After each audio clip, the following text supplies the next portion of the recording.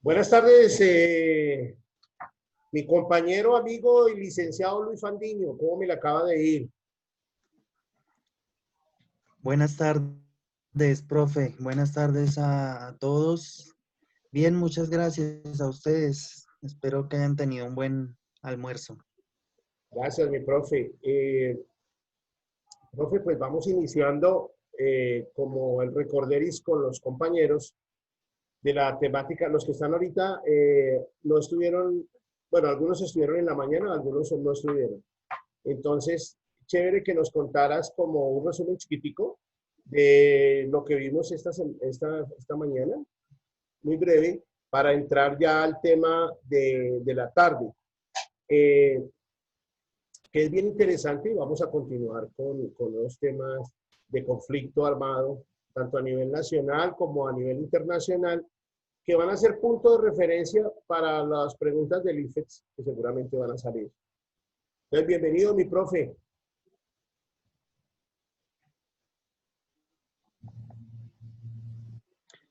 Bueno, muchas gracias, profe. Sí, esta mañana estábamos tratando, digamos que la temática para el día de hoy que reservamos es lo que hablan el tipo de pruebas de ICFES sobre conflicto armado, violencia, a nivel nacional, a nivel internacional, en el momento actual y a nivel histórico, es decir, conflictos también del pasado, lo que genera el conflicto, sus bases económicas, sociales, culturales, lo que hablábamos también, por ejemplo, lo que predispone a las personas para el conflicto.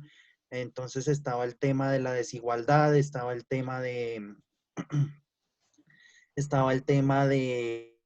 la diferencia de los partidos, las ideologías, cómo influye todo eso en la generación de conflictos, pero que principalmente tienen su base en lo económico. Por ejemplo, en Colombia, el factor fundamental que se reconoce para la generación de los conflictos, tanto en el como ahora, es el tema de la tierra, el desplazamiento, fenómenos como narcotráfico, violencia, masacres, combates, etcétera, ¿sí? Ingeniero, Más o menos eso era de lo que hablábamos eh, esta mañana. profe, voy entonces a comentarle a los compañeros de que todo lo que nosotros hacemos en las tutorías queda grabado y lo subimos al canal de Fundecul en YouTube. Entonces, para que ellos, tanto los que estuvieron como los que no estuvieron, puedan informarse de todo lo que hemos visto. Entonces, para que nunca lo olviden, entramos por YouTube al canal de Fundecul y ahí está, ahí se suben. Ya mañana domingo están subidas las tutorías del día de hoy para que ustedes puedan consultar y puedan también generar algún tipo de preguntas y cosas acerca de todos los temas que estamos viendo. Profe, hay un tema específico en cuanto a lo del conflicto armado en Colombia. Estábamos haciendo referencia de que en varias partes del mundo siempre el problema ha sido la generación de esas guerras por la cuestión económica. Entonces recordábamos que, digamos, los ingleses invadieron a África para robarse los diamantes. En el caso de los latinoamericanos, pues cuando vinieron en la llamada conquista española, siempre, profe, podríamos como remitirnos desde la historia, cuáles han sido como como esos conflictos que originaron desde la humanidad y que fueron significativos y que de alguna manera nos van a preguntar en el IFEX algunas cositas. ¿Cuáles han sido como los significativos, profe, que usted recuerde de que han marcado dentro de esa desigualdad social y económica como, digamos, como que ha generado esas grandes genocidios y ha generado esos grandes desplazamientos de la gente? Me pregunta usted que, perdóneme, es que se oía un poquito entrecortado. Me pregunta usted que cuáles han sido o sus causas. Digamos que nos cuentes como cuáles han sido y cuáles fueron las causas que originaron esos conflictos de desplazamiento y de desigualdad económica. Bueno, digamos que es muy difícil hacer un recuento de todos a nivel mundial, pero hay unos, por ejemplo, Colombia es definitivamente uno de los puntos importantes en el tema del conflicto y la cuestión del desplazamiento. Colombia hoy en día es el segundo país con mayor cantidad de desplazados del mundo. Inclusive se disputa el primer lugar con Siria. Y eso que el conflicto de Siria, a pesar de que ha sido más reciente y más corto, ha sido muy intenso, ¿sí? Ha involucrado a otros países. Pero aún así Colombia como que se disputa ese puesto porque digamos que el conflicto colombiano es un conflicto que ha sido muy largo, ya por lo menos algunos lo enmarcan, por ejemplo, desde 1948 con la muerte de Jorge Eliezer Gaitán, que hablábamos sobre él esta mañana, y otros lo marcan en la década de los 60 con la fundación de las guerrillas como las FARC y el ELN, ¿sí? Que también tuvieron como su papel, pero sin embargo eh, los orígenes se deben buscar mientras almorzaba, se veía noticias también. Hoy estaban haciendo no sé si lo vieron, la conmemoración sobre el genocidio también. Todo, eh, eh, digamos que basado en un origen de los pocos que aún ven en Europa. Un grupo étnico establecido en Europa, aparte de los musulmanes migrantes sirios, turcos, etcétera, que llegan a Europa, pero los bosnios eran una comunidad autóctona de esa región que practicaban la religión musulmana y por esa razón fueron atacados y fueron asesinados muchos de ellos, de tal forma que inclusive decían en las noticias se estaban apenas velando o haciendo la inhumación de algunos restos de partes de cuerpos, ni siquiera estaban los cuerpos completos, entonces eso nos muestra también como el nivel de violencia que hubo en ese conflicto, el conflicto de los Balcanes, por allá a principios de la década de los 90, precisamente en un contexto cuando la antigua Yugoslavia comunista digamos que ¿cómo se dice? Perdón, se me olvidó la palabra. Se desarticula también como en consonancia con la desarticulación de la desintegración, mejor, de la Unión Soviética, por ejemplo. Eso generó también conflictos regionales por las fronteras de los países, por la procedencia de las personas. Digamos que en esa parte del mundo y pues también por la posesión de las tierras de, de estos países, hubo conflictos, por ejemplo, en ese sentido también con los vecinos de Yugoslavia, que eran los griegos, los búlgaros, los albaneses. Esa siempre ha sido una región, los turcos, una región muy conflictiva. La Primera Guerra Mundial, por ejemplo, empezó empezó allá en Sarajevo, en Bosnia, precisamente, por el asesinato de un príncipe, el príncipe heredero del trono de Austria en esa época. Pero sin embargo, el conflicto de la Primera Guerra Mundial que tantos desastres provocó, que tantas muertes, alrededor de 10, 15 millones de personas, están los cálculos, de personas fallecidas a causa de ese conflicto, digamos que es mucho más profundo, ¿sí?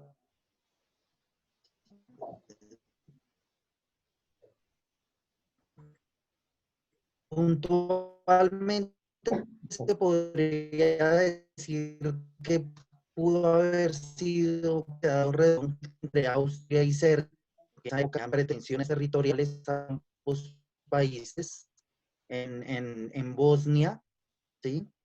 Se dio el contexto, el asesinato del príncipe austríaco se da en ese contexto, pero, y mucha gente se pregunta, bueno, ¿por qué un asunto como de importancia como tan lo o hacían parte de un sistema de alianzas en el que primaban ciertos intereses, ¿sí? Los intereses eran también económicos, de control de exportación de materias primas, control de colonias, que en esa época las grandes potencias europeas tenían colonias alrededor del mundo, como Inglaterra, Alemania, Francia. Estaban imperios que querían expandir su territorio, como el imperio austriaco, el imperio alemán, el imperio ruso, ¿sí? Eh, y además de eso, había un concepto también de imperialismo que todavía, digamos que se viene replicando en esos sistemas de alianzas, en el que no solamente es el control territorial, digamos que el imperialismo no es solamente el control territorial, sino también el control de las economías de diferentes países. Por ejemplo, a través de los bancos, a través del control de sus fuentes de materias primas, a través del control de sus industrias, como deudores, por ejemplo, a través de préstamos. Es decir, era todo un sistema de clientelismos de las grandes potencias hacia los países de pronto no tan desarrollados, que en esa época de principios del siglo XX culminó con un llamado reparto del mundo. El profe Luis hablaba precisamente de lo que era el tema de la colonización de continentes como África, también se dio en Asia, también se dio en Australia, ya en América en esa época las naciones, la mayoría de las naciones se habían independizado, pero todavía tenían cierto control en el tipo económico, ¿sí? En esa época Estados Unidos apenas empezaba a surgir como gran potencia, la gran potencia. Entonces, países de pronto un poco más emergentes como Alemania, como Italia, el mismo Japón en el extremo oriente, estaban empezando como a querer también ampliar sus dominios coloniales y sus posesiones territoriales a costa de sus vecinos o a costa de naciones o de territorios pobres como los africanos, los asiáticos, ¿sí? O quitarles simplemente sus colonias a otros, quitarles también sus redes clientelares de control de la economía, quitarles sus fuentes de materias primas para desarrollar sus propias economías, sus propias industrias, su propio poder económico, ¿sí? Esa es como la fuente principal que, digamos, sería el patrón del inicio de los conflictos tanto en la Primera como en la Segunda Guerra Mundial. Las guerras mundiales son muy aleccionadoras en ese sentido, digamos, del origen de las guerras, porque nos muestran cómo cualquier excusa, digamos, es buena, entre comillas, para iniciar un conflicto. Y un conflicto que ellos mismos decían, según nos cuentan los historiadores, los mismos bandos enfrentados decían, el conflicto empezó como a principios, mediados del año 1914. Ellos decían que el conflicto iba a acabar para Navidad de ese año. Resulta que no, el conflicto escaló de tal forma que ese conflicto duró 4 años, de 1914 a 1918, y se extendió mucho más allá de las fronteras europeas, ¿sí? Se llegó hasta el Extremo Oriente, llegó a África, llegó al cercano Oriente también, a la zona de Palestina, Irak, Mesopotamia, etcétera, en donde también se vio, por ejemplo, que al final eh, no solamente significaba la derrota, como fue la derrota de los alemanes, de los austriacos, de los turcos, que fueron aliados de ellos, sino la desintegración de sus propios imperios. Otra consecuencia fue, por ejemplo, digamos, las difíciles condiciones de vida eh, y la ola de violencia, el número de muertos trajo otra consecuencia que fue, por ejemplo, la Revolución Rusa en las pruebas, en las pruebas también hacen referencia a la cronología de las revoluciones para resaltar esa importancia. Los conflictos no solamente son social, conflictos interciviles que pueden conllevar a grandes conmociones en el mundo. La Revolución Rusa, por ejemplo, en el mundo, como poder establecido, digamos que en el siglo XIX ya como Carlos Marx habían empezado a, a teorizar sobre el tema, pero fue a principios del siglo XX cuando la Revolución Rusa dejó sentado el precedente de que el comunismo como poder organizado podía establecerse, tomar el control de un Estado, lo que generaría precisamente ese precedente dejó para que otros países, otros movimientos sociales o digamos que después de que finalizó la Segunda Guerra Mundial, varios países, perdón, la Primera Guerra Mundial, países como Hungría, como Alemania, empezaron digamos que hicieron también el intento de convertirse en repúblicas socialistas, lo cual fue reprimido únicamente por la vía de la violencia. Aquí, por ejemplo, en esa época también aparecieron los movimientos obreros a principios del siglo XX, muy impulsados por eh, por el ejemplo,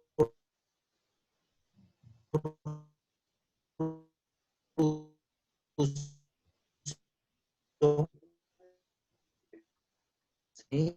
Por ejemplo, en 1910, los cuadros políticos revolucionarios que harían parte después de la fusión, eh, si no todos de ellos, algunos sí, de formación eran cuadros del Partido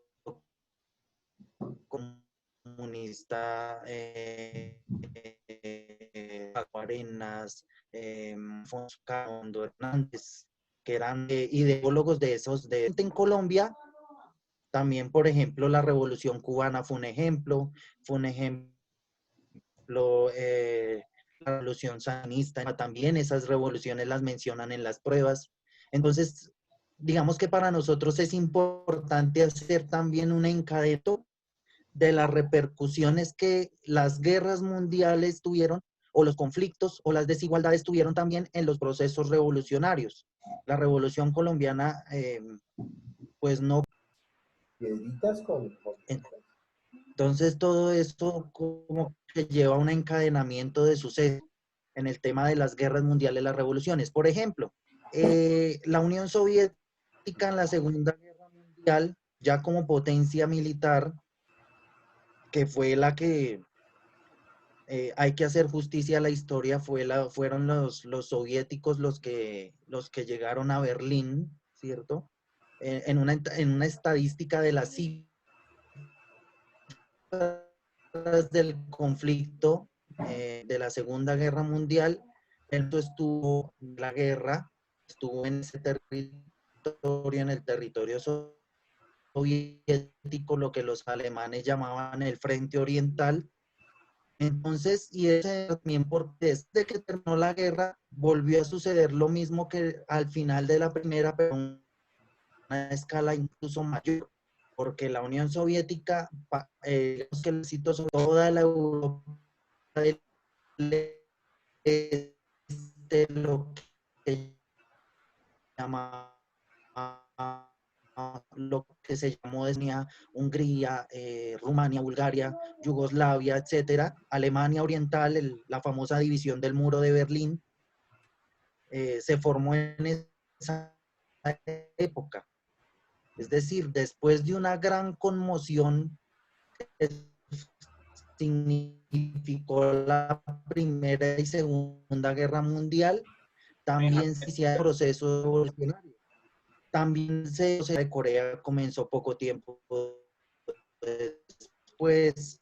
En Vietnam ya estuvo, los vietnamitas, por ejemplo, ya estaban en ese entonces en un proceso revolucionario contra la colonización francesa.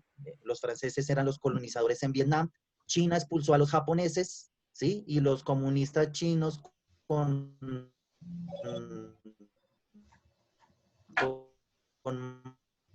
Mao Zedong a la cabeza tomaron también el poder en China, después en abril.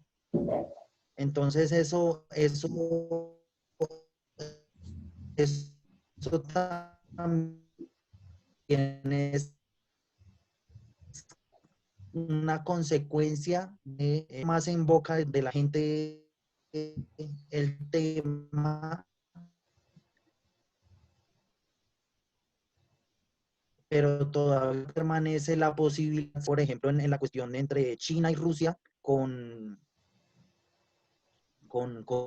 Estados Unidos y sus aliados, el bloque de la OTAN, ¿sí? Entonces yo, por ejemplo, hace 2 años, algunos estudiantes me preguntaban, profe, ¿qué pasaría si estallara una segunda guerra mundial? Perdón, una tercera guerra mundial. Pues hay unos unos posibles actores en conflicto. Inclusive, por ejemplo, aquí tenemos una manzana de la discordia, aquí al ladito tenemos una manzana de la discordia que es Venezuela, también esta otra manzana de la discordia que es Siria, la misma China, el mar territorial de China, hay una especie de conflicto entre China y Estados Unidos, no armado, pero sí como de amenazas. Está el tema de Irán como posible foco de conflicto mundial. Personalmente, y pues yo creo que la mayoría de la gente esperamos que algo aquí no se desate, pero existe una posibilidad, y es precisamente por tanto como lo que fue la causa de la Primera Guerra Mundial como de la Segunda, que sea por un nuevo reparto del mundo. Reparto de zonas de influencia, reparto de zonas de exportación económica, reparto de fuentes de materias primas, ¿sí? Y eso también genera, el estallido de un conflicto internacional también genera una nueva posibilidad de revoluciones, por ejemplo, de conmociones sociales. ¿Por qué? Porque eso debilita a los estados, eso debilita las economías, eso genera hambres, genera inclusive hasta epidemias. También puede generar. La Primera y la Segunda Guerra Mundial fueron focos, por ejemplo, por el número de cadáveres se generaron, o por el número de privaciones que sufrió la gente, se generaron epidemias de tifus, por ejemplo, la famosa Ana Frank, la niña judía que vivió escondida durante mucho tiempo y escribió un diario. Ella murió de tifus. ¿Por qué? Porque vivía en unas condiciones terribles. El tifus era como una especie de peste, como una especie de gripa, si no estoy mal, algo parecido a la actual, al COVID, a la gripa de la peste negra, etcétera, porque vivían en condiciones terribles. Vivían en medio de heridos, vivían en medio de cadáveres, vivían muchas veces aguantando hambre. Eso también genera descontento social, eso también genera discursos exaltados. El mismo Hitler fue protagonista de esa exaltación del nacionalismo, como les decía a los compañeros que estaban esta mañana. Generaba discursos, ese tipo de discursos exaltados de tipo nacionalista, discursos antisemitas, por ejemplo, porque los alemanes, o los nazis mejor, decían que los judíos, por su actividad de comerciantes y de industriales, habían sido los causantes de la crisis económica alemana.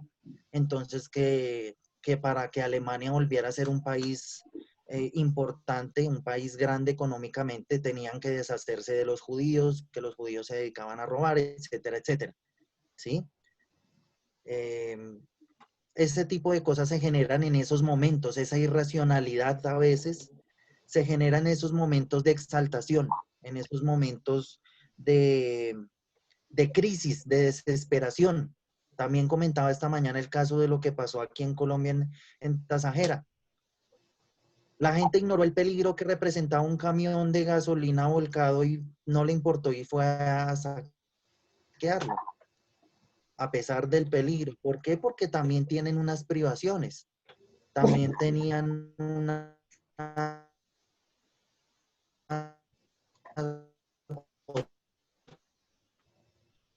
Tienen,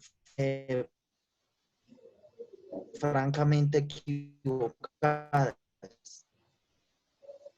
¿sí? Que generan consecuencias mucho peores de las que deben solucionar. Así también, por ejemplo, en general, ¿sí? La gente recurre a la delincuencia, los jóvenes recurren mucho a la violencia. Pues sí, sobre perros, pero ya es como más sentido de cómo ven que los separen, daño. Al medio ambiente. Imagínense ustedes el daño que generó, por ejemplo, la bomba atómica. Hace poco veía precisamente yo un documental sobre el Océano Pacífico, eso está en YouTube, un documental sobre la vida, sobre la fauna, etcétera, del Océano Pacífico, y hay una parte en donde mencionan que había un atolón llamado Bikini, un atolón a la superficie y se convierten en pequeñas islas. Y allí era donde los Estados Unidos hacía sus pruebas nucleares. Dice que ahí en ese atolón explotaron alrededor de 23 bombas nucleares. También decía el documental, la gente no puede vivir ahí. Las, las, los productos agrícolas como los cocos, inclusive los animales de de ese lugar, que aún existen porque gran parte fueron destruidos, eh, no son aptos para el consumo humano porque están llenos de radioactividad, ¿sí? Eso fue un grave daño. Un bombardeo en la selva, por ejemplo, en el caso de Colombia.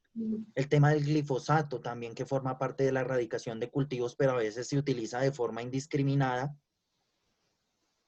afecta también a las selvas, afecta a los animales, envenena las aguas, ¿sí? O las mismas bombas, ¿cuántos daños no producen a nivel ambiental? En Vietnam, por ejemplo, la estrategia de Estados Unidos o del ejército de Estados Unidos en Vietnam era, como los guerrilleros vietnamitas acostumbraban camuflarse entre los bosques, la estrategia de los Estados Unidos consistía en el uso de un químico, si no estoy mal, era la agente naranja, que básicamente exfoliaba los bosques, es decir, mataba los árboles, envenenaba los árboles, los mataba, los despojaba de sus hojas y terminaba destruyéndolos, supuestamente con el fin de acabar los escondites para los vietnamitas, pero en ese momento no pensaron en el daño tan terrible que le estaban haciendo al medio ambiente vietnamita, a la fauna vietnamita, a la flora vietnamita, al equilibrio de los ecosistemas. Vietnam, pues, es un país muy rico en selvas y obviamente es un país muy rico en especies. Y en esa época muchas especies, o algunas especies por lo menos, de animales y de plantas se extinguieron o quedaron en peligro de extinción. Además de eso, los cultivos de los campesinos también sufrieron. Muchas personas en su propia carne también sufrieron los efectos de esos químicos. ¿Mm? Entonces, estos conflictos generan repercusiones en todos los niveles de la vida, a nivel social, a nivel cultural, a nivel político. Imagínense como el impacto psicológico que también que provoca una bomba, que provoca una masacre, que provoca el contacto con un químico usado como arma. el tema de las armas químicas. Todas estas actividades de la guerra, del conflicto, el desplazamiento, el impacto psicológico que genera, muchas veces lo que termina generando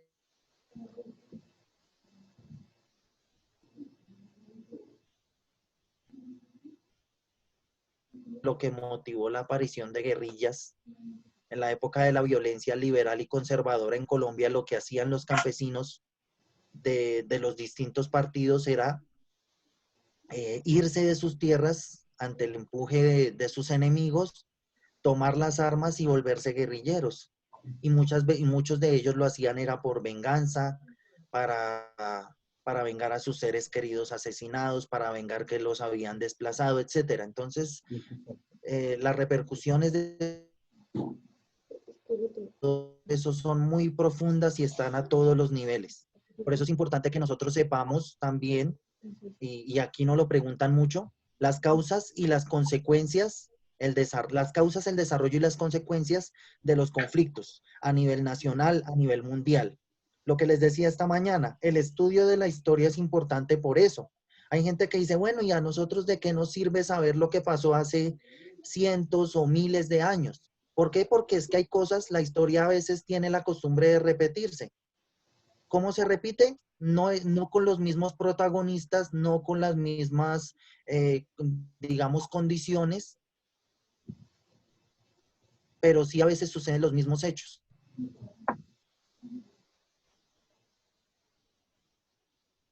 Suceden las mismas cosas y llevan a las mismas. Aquí en Colombia, por ejemplo, otra vez,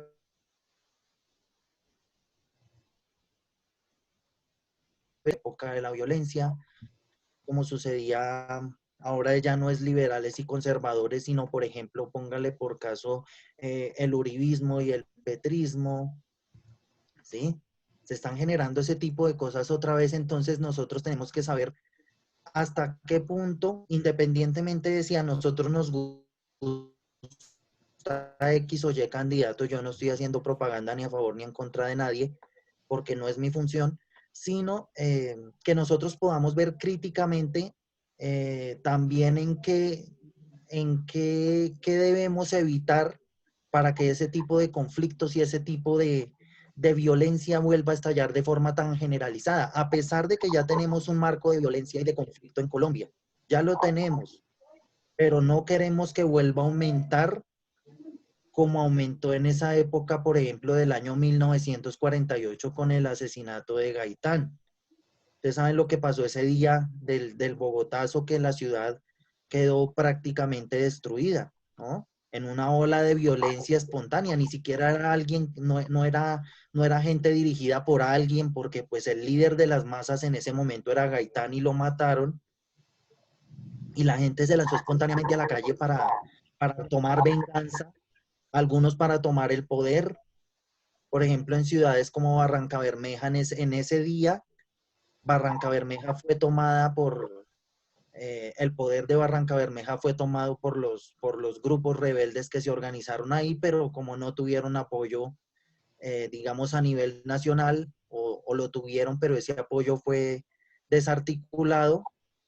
En Bogotá tampoco se llegó por ejemplo, a la iniciativa de algunos era derrocar el gobierno, pues no lo lograron. Entonces, finalmente, eh, se quedó como en una expresión de ira espontánea que pues no queremos que vuelva a suceder hoy en día. Aunque, por ejemplo, en las protestas del año pasado, de noviembre, diciembre del año pasado, eh, también volvió a verse una gran expresión de descontento popular, movilizaciones masivas, cacerolazos, etcétera, etcétera, provocadas precisamente porque hay muchas cosas que en el país no están bien, independientemente de si creemos o no en el gobierno, o en los políticos, o en la oposición, o en lo que sea, pero hay cosas que definitivamente hay que mejorar en este país. Lo hablábamos también esta mañana: cómo solucionar las fuentes del conflicto,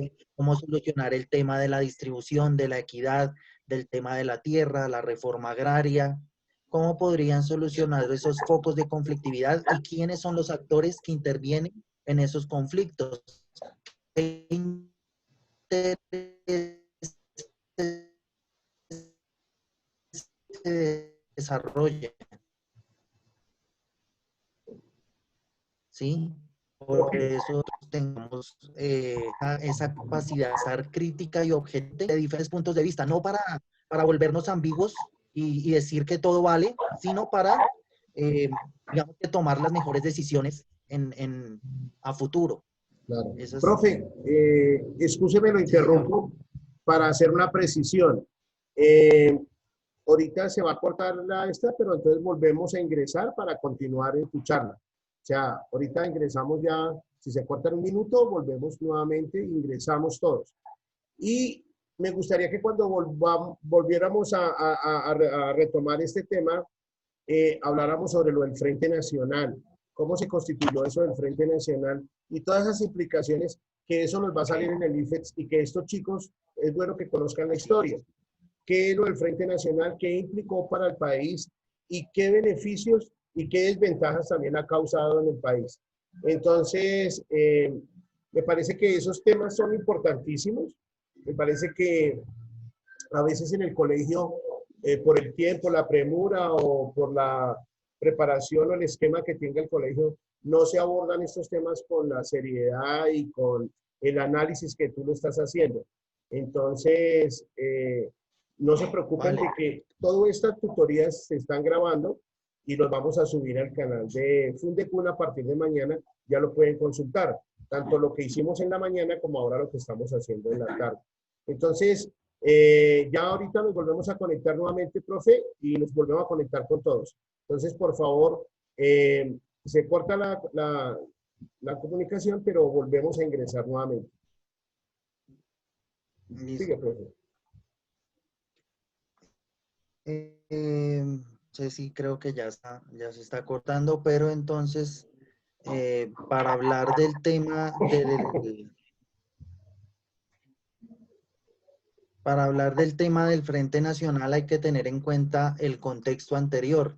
Precisamente hablábamos de la conflictividad de la época, la llamada violencia entre liberales y conservadores, que había sido algo endémico.